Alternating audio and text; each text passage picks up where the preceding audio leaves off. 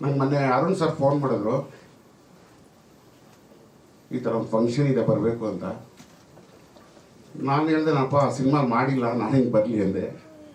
ಇಲ್ಲ sir, trailer launch ಖಂಡಿತ ಬರಬೇಕು, ಹೊಸಬ್ರಿಗೆಲ್ಲ ನಿಮ್ಮೆಲ್ಲ ಪ್ರೋತ್ಸಾಹ ಬೇಕು ಅಂದರು. ಆಮೇಲೆ ಯಾರ್ಯಾರು ಬರ್ತಾರೆ ಅಂದೆ. ಹೇಳಿದ್ರು ಈ ಥರ ಸುದೀಪ್ ಸರು, ಅರಸು, ಪ್ರಥಮು ಇವರೆಲ್ಲ ಬರ್ತಾ ಇದ್ದಾರೆ. ನನಗೆ ತುಂಬಾ ಸಂತೋಷ ಆಯಿತು. ಇಡೀ ಚಿತ್ರತಂಡಕ್ಕೆ, ಈ ಪತ್ರಿಕಾ ಉದ್ಯಮರಾಗಲಿ, ಟಿ ವಿ ಮಾಧ್ಯಮದವರು, ನಿಮ್ಮೆಲ್ಲರ ಪ್ರೋತ್ಸಾಹ ಇದ್ದರೆ ಸಿನಿಮಾ ಖಂಡಿತ ಗೆಲ್ಲುತ್ತೆ ಅಂತ ನನ್ನ ಅನಿಸಿಕೆ. ಆದಷ್ಟು ಬೇಗ ಸಿನಿಮಾ ರಿಲೀಸ್ ಆಗ್ತಾ ಇದೆ. ಚಿತ್ರ ಚೆನ್ನಾಗಿ ಓಡಲಿ. ನನ್ನ ಕಡೆಯಿಂದ ನನ್ನ ಹೃದಯಪೂರ್ವಕವಾಗಿ ಹೇಳೋದಕ್ಕೆ ಇಷ್ಟಪಡ್ತಾ ಇದ್ದೀನಿ. ನನ್ನ ಲೈಫಲ್ಲಿ ಫಸ್ಟ್ ಟೈಮು ಟ್ರೈಲರ್ ಲಾಂಚ್ ಮಾಡಿದ್ದು. All the best. ಇಡೀ ಟೀಮ್ ಒಳ್ಳೆಯದಾಗಲಿ. Thank you.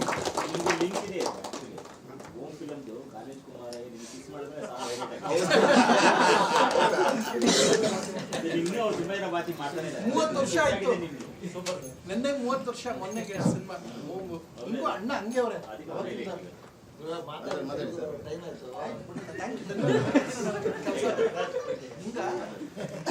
ಎಲ್ರಿಗೂ ನಮಸ್ಕಾರ. ಇಲ್ಲಿ ಬಂದಿರ್ತಕ್ಕಂಥ ಎಲ್ಲ ಮಾಧ್ಯಮ ಮಿತ್ರರಿಗೂ ನನ್ನ ನಮಸ್ಕಾರಗಳು. ಇಲ್ಲಿ ವೇದಿಕೆ ಮೇಲೆ ಎಲ್ಲ ಕೂತಿರೋಂಥ ಎಲ್ಲ ಗಣ್ಯರಿಗೂ ನನ್ನ ನಮಸ್ಕಾರಗಳು.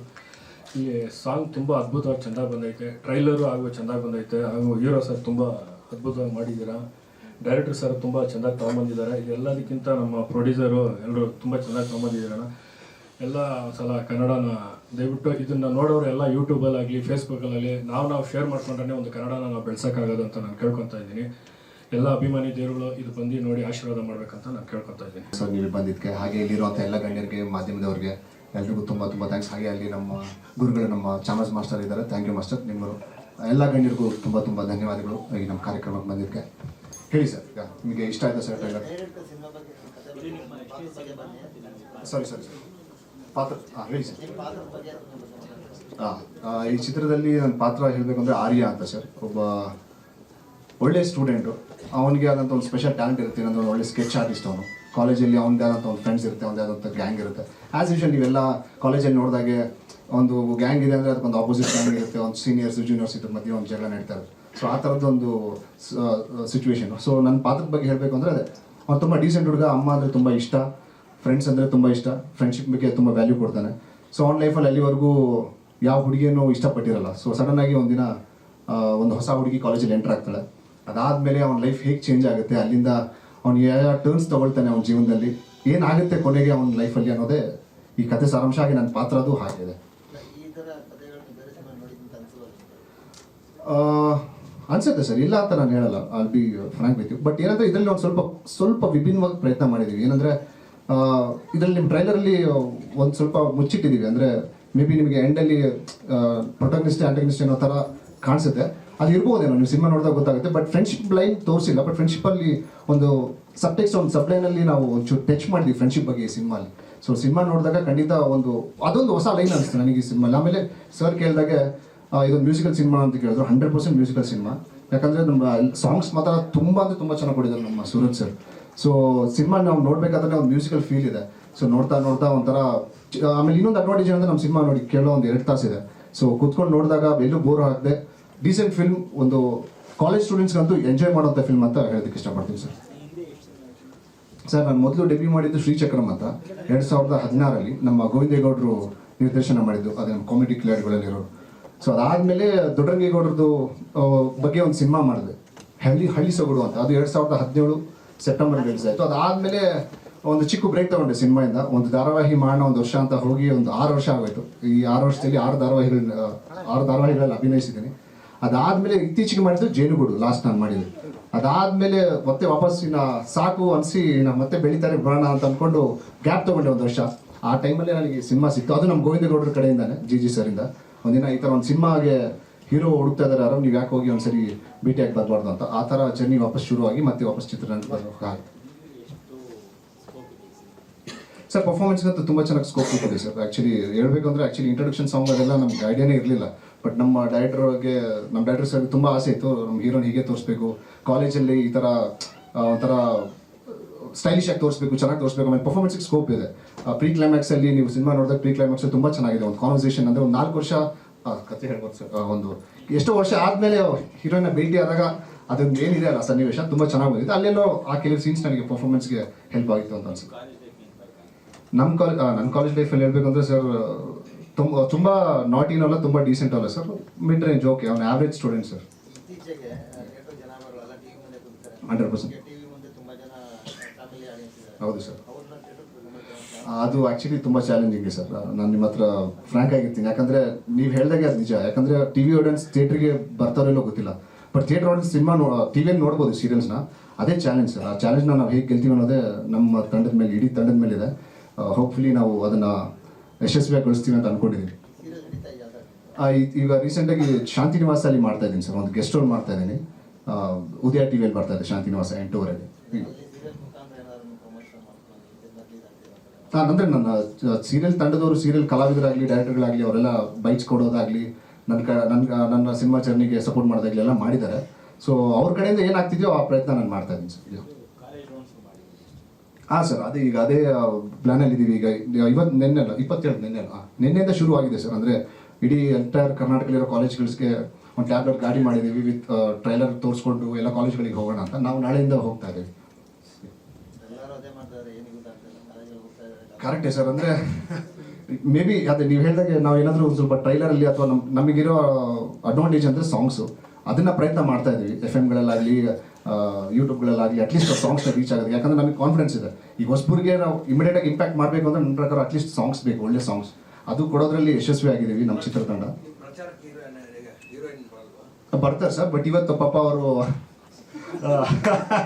ನೀವು ಪ್ರಶ್ನೆಯಲ್ಲಿ ನೀವು ಅವ್ರಿಗೆ ಕೇಳಬೇಕು, ಬಟ್ ಆದರೆ ಶೂಟಿಂಗಲ್ಲಿದ್ದಾರೆ, ಹಾಗಾಗಿ ಅವ್ರು ಬರೋಕ್ಕಾಗಿಲ್ಲ. ಹೈದರಾಬಾದಲ್ಲಿ ಸರ್. ಅದು ನೀವು ನಮ್ಮ ಪ್ರೊಡ್ಯೂಸರ್ ಸರ್ಗೆ ಆಮೇಲೆ ನಿರ್ದೇಶಕರಿಗೆ ಕೇಳಬೇಕು ಸರ್, ಅದ್ರ ಮಾಹಿತಿ ನನಗಿಲ್ಲ, ಕ್ಷಮಿಸಿ.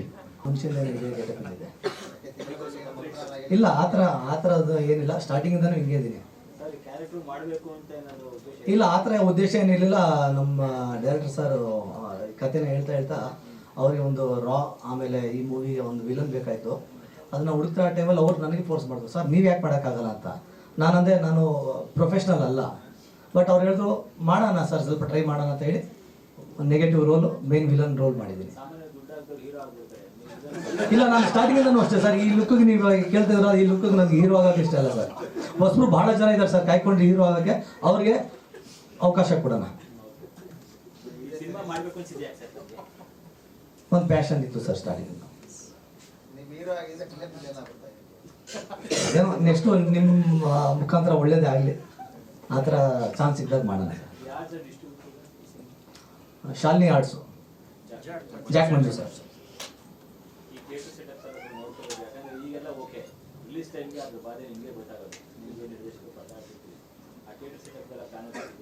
ಎಲ್ಲ ಪ್ಲಾನ್ ಔಟ್ ಆಗಿದೆ ಸರ್. ಇಲ್ಲ, ಸದ್ಯಕ್ಕೇನು ಹೇಳಲಿಲ್ಲ ಸರ್. ಅರೌಂಡು ಒಂದು 35 ಥಿಯೇಟರ್ಸ್ಗೆ ಸ್ಟ್ಯಾಂಡೀಸ್ಗಳೆಲ್ಲ ಹಾಕಿದ್ವಿ. ಪ್ರಶಾಂತ್ ಅವರು ಬಂದಿದ್ದಾರೆ, ಡಿಸ್ಟ್ರಿಬ್ಯೂಟರು. ಹೌದು.